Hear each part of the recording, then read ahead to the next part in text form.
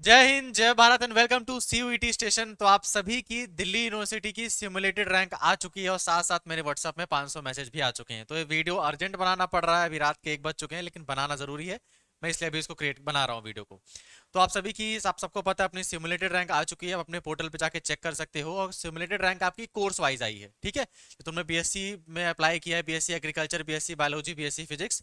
तो BSc agriculture की अलग रैंक आएगी, बीएससी बायोलॉजी की अलग आएगी, बीएससी फिजिक्स की अलग आएगी, ठीक है। तो कोर्स वाइज रैंक आएगी, पूरी ओवरऑल रैंक नहीं आएगी। तो पहली चीज ये क्लियर करो। अब सबसे बड़ा डाउट आ रहा है, सर मेरे मार्क्स अच्छे आए थे लेकिन फिर भी मेरी रैंक बहुत ज्यादा दिखा रहा है। सर मेरे मार्क्स 700 के रेंज में, लेकिन फिर भी मेरी रैंक 1000 या 800 दिखा रहे हैं।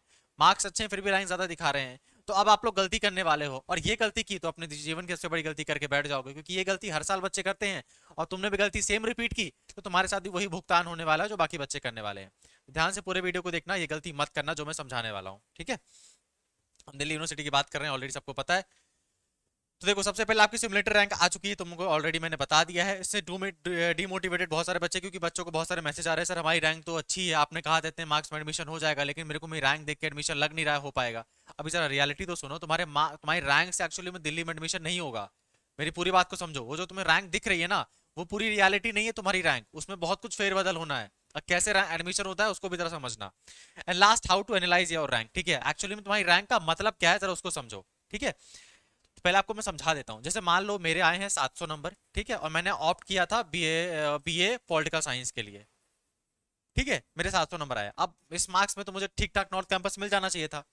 लेकिन मान लो मेरी रैंक आई है 1500, 1500 रैंक आई है, ठीक है, फॉर एग्जाम्पल के लिए। अब 1500 रैंक में तो मुझे क्या लगेगा, यार पॉलिटिकल साइंस की तो केवल 1000 सीटें हैं, मेरी रैंक ही 1500 आई है, तो मतलब मुझे तो पॉलिटिकल साइंस मिल ही नहीं सकता, मैं तो मतलब 500 बच्चों से बाहर हूँ।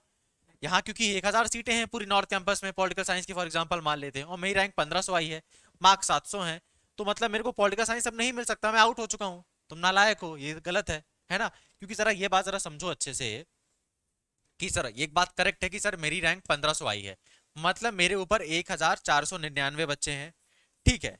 अब क्या 1499 के 99 बच्चे सभी के सभी बीए ऑनर्स पॉलिटिकल साइंस ले लेंगे? नहीं भैया। इस 1499 में क्या पता सबकी पहली प्रेफरेंस हिस्ट्री ऑनर्स की हो।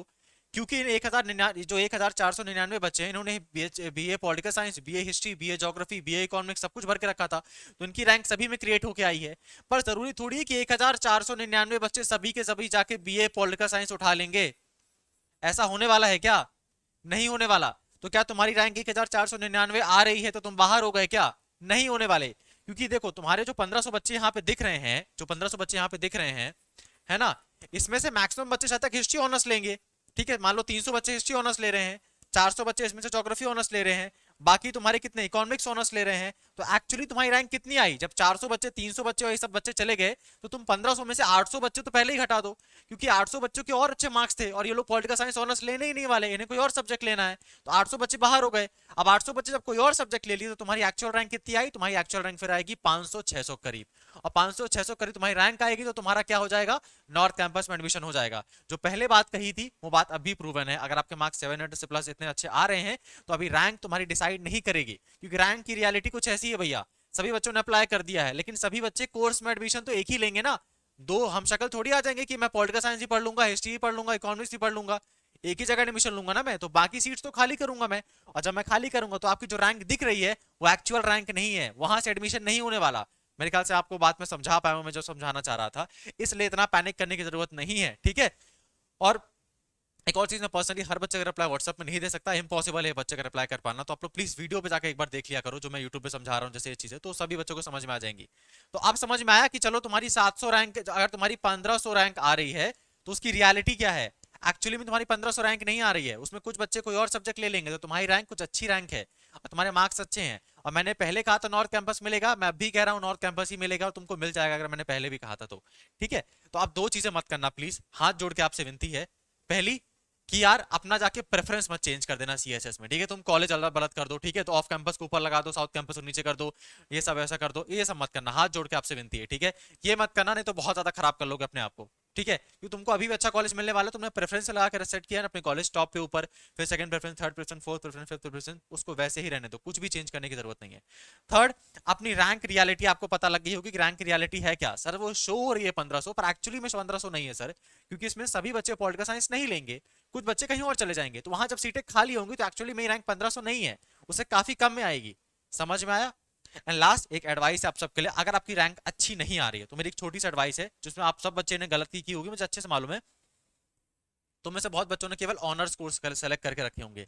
अगर तुम्हारी रैंक कम आ रही है तो प्लीज कल जाके, क्योंकि कल भी तुम्हारा सीएसएस पोर्टल ओपन है, प्रोग्राम कोर्सेज भी सेलेक्ट करो, प्रोग्राम कोर्सेज भी सेलेक्ट करो। सेकंड, अगर तुमने 2-4 कॉलेज भरे हैं तो सबसे बड़े नालायक हो, कल जाके अपने और कॉलेजेस सेलेक्ट करो, सारे के सारे कॉलेजेस भरो दिल्ली यूनिवर्सिटी के। 70 कॉलेज हैं, 70 के 70 कॉलेज भरो तुम लोग, ठीक है? तो सारे कॉलेज सेलेक्ट करो, सारे कॉलेजेस को सेलेक्ट करो। एंड थर्ड, अगर आपने इवनिंग कॉलेज को मिस किया है, अगर आपने इवनिंग कॉलेज को मान लो ऐसे फालतू समझ के रखा है, तो इवनिंग कॉलेज को भी भर लो। कुछ बच्चों को सिर्फ तैयारी करने दिल्ली जाना रहता है, तो आप लोगों के लिए इवनिंग कॉलेज बेस्ट है, ठीक है?